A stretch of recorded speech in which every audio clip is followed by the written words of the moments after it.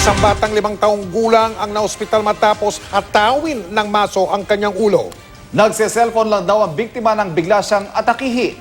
Ang salarin, sarili niyang tsuhin na may problema umano sa pag-iisip. Nakatutok si Oscar Oida. Tumagas na ang dugo sa una ng musmos na itago na lang natin sa pangalang Tonton. Isinugod sa ospital ang 5 taong gulang na bata matapos hatawin ang munti niyang ulo ng higanting masong ito. Ang salarin, ang kanyang sariling tsuhin. Sobrang laki ng biyak ng ulo niya, lumubog.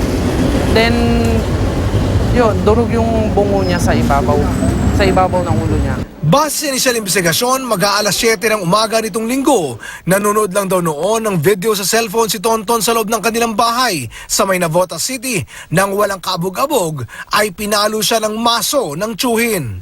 Nung nakakausap ko po siya, sabi niya nga po na nandilim daw po yung paningin niya. Then may bumulong daw sa kanya. Tapos, yun nga, linesting lang daw sa kanya yung maso. Agad isinugod sa ospital ang biktima. Ang suspect naman, nagtago pa umano ayon sa mga pulis bago nadakip kinabukasan.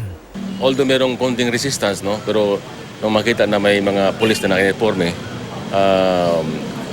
kusa na rin sila sumama sa mga pulis. Sinubukan namin kunan ng pahayag ang suspect, pero No comment po. No comment.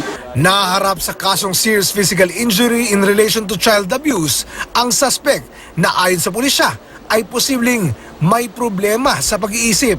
Ayon sa investigasyon, yung suspect ay parang merong history ng problema sa utak. No? So, hindi po normal yung kanyang pag-iisip. No?